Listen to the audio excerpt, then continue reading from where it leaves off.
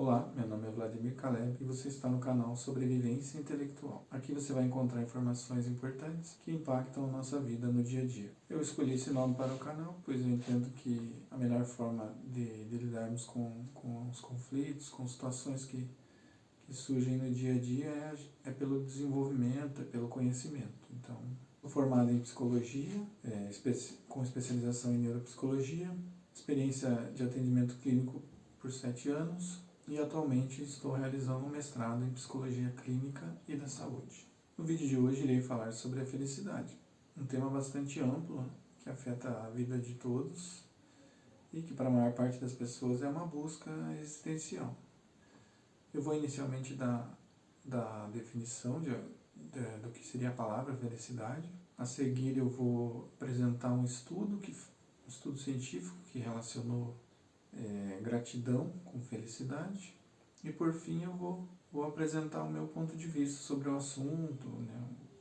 O que eu penso sobre felicidade, o que eu aprendi, seja na experiência de vida ou do trabalho. Em relação às definições, então, a palavra felicidade é visto como um estado durável de quem é feliz, né? Ou seja, um estado permanente ou contínuo de quem é feliz, um estado de plenitude ou uma sensação de bem-estar, que é um termo bastante usado na psicologia quando se refere à felicidade. Já na filosofia, temos a visão de Sócrates sobre a felicidade. Ele traz a ideia de que felicidade não seria só a satisfação das necessidades do corpo ou dos desejos, pois o ser humano tem também uma alma. Então, para ele, a felicidade seria o bem da alma, e que só pode ser alcançada com condutas virtuosas e justas. A Sêneca, ele traz a ideia de que as adversidades fazem parte da vida e que não devemos deixar de ser felizes quando esses problemas surgem. Ou seja, ter uma visão mais positiva sobre a vida, né?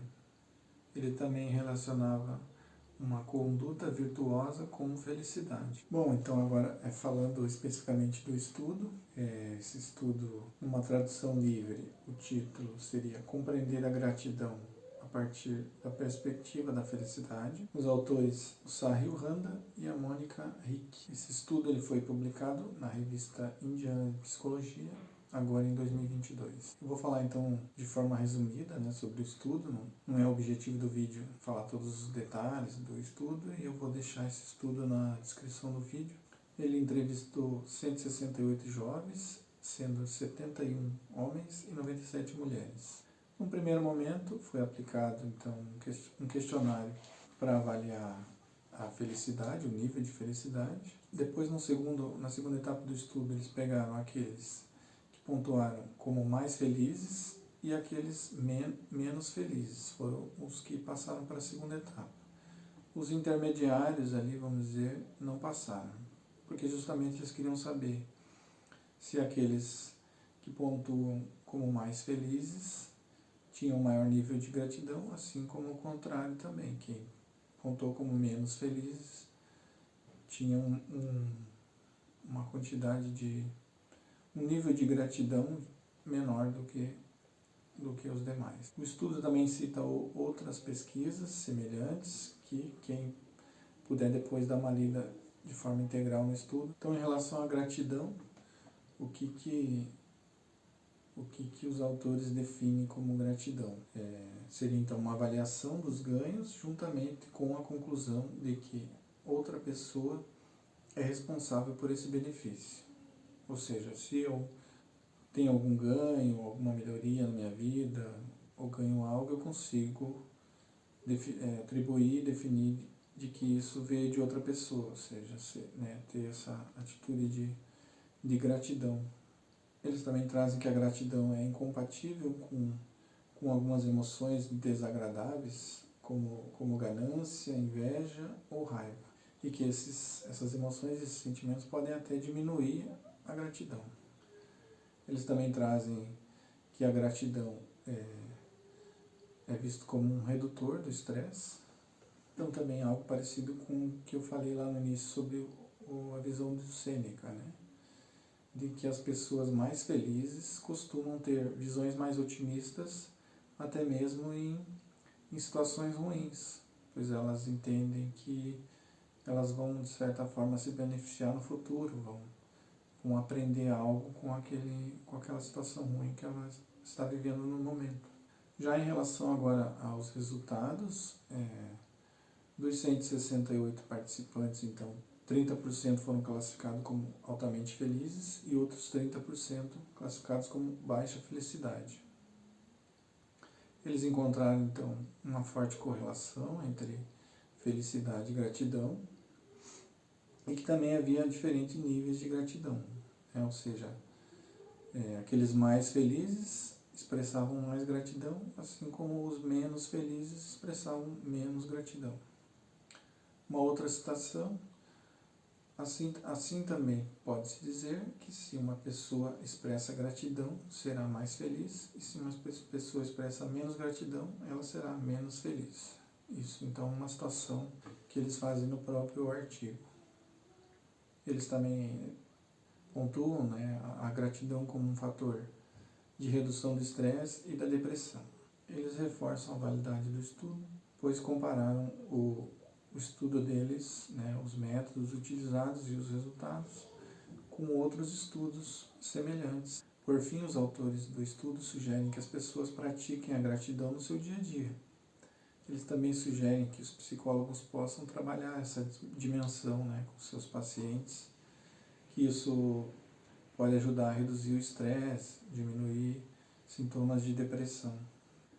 Falando agora da minha experiência de vida e do trabalho, atendendo as pessoas, um dos maiores obstáculos que eu percebi é a falta de ter objetivos claros sobre a vida. E também pessoas que alimentam muito mágoa ao invés do perdão e da gratidão, como a gente acabou de acompanhar no estudo. O individualismo, achar que não precisa das outras pessoas, quando nós sabemos que somos seres sociais, então nós somos seres de relação, sendo assim, então precisamos dos outros e também nos beneficiamos da relação com as outras pessoas.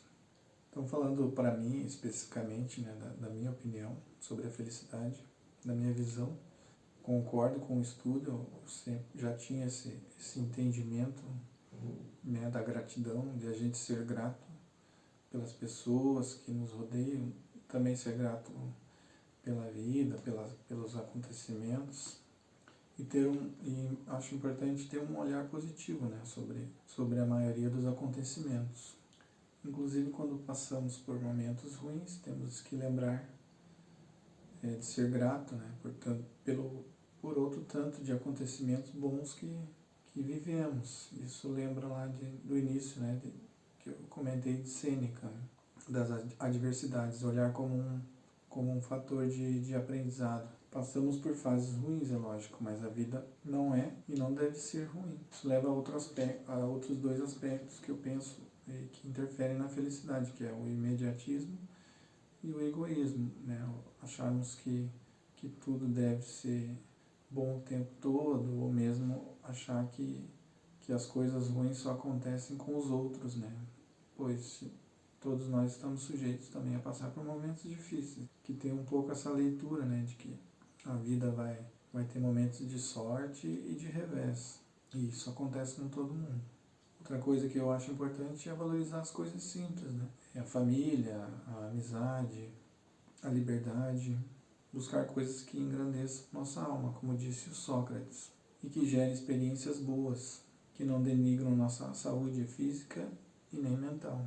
Algo que também ajuda na felicidade é a contemplação, uma vida contemplativa, como se diz na filosofia, que é justamente a gente observar o que acontece à nossa volta, coisas que no dia a dia, por conta da correria, muitas vezes a gente não presta atenção. Então é observar a natureza, sentir o cheiro daquele bom café que você está tomando. São coisas simples que mantêm você presente no aqui e agora e não com a mente fugindo ao passado ou ao futuro, preocupado com coisas que ainda não chegaram Aí o que faz com que você deixe de aproveitar o momento presente.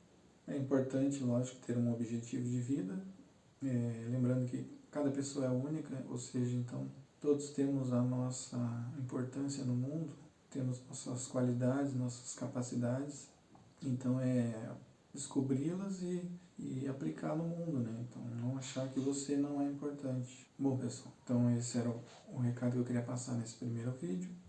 Espero que gostem. Se gostaram, não esqueçam de curtir para que esse vídeo possa ir para outras pessoas. Se inscrevam no canal, pois ao se inscrever você vai ser avisado assim que eu publicar um novo conteúdo, tá bom? Então é isso, um grande abraço a todos, tchau.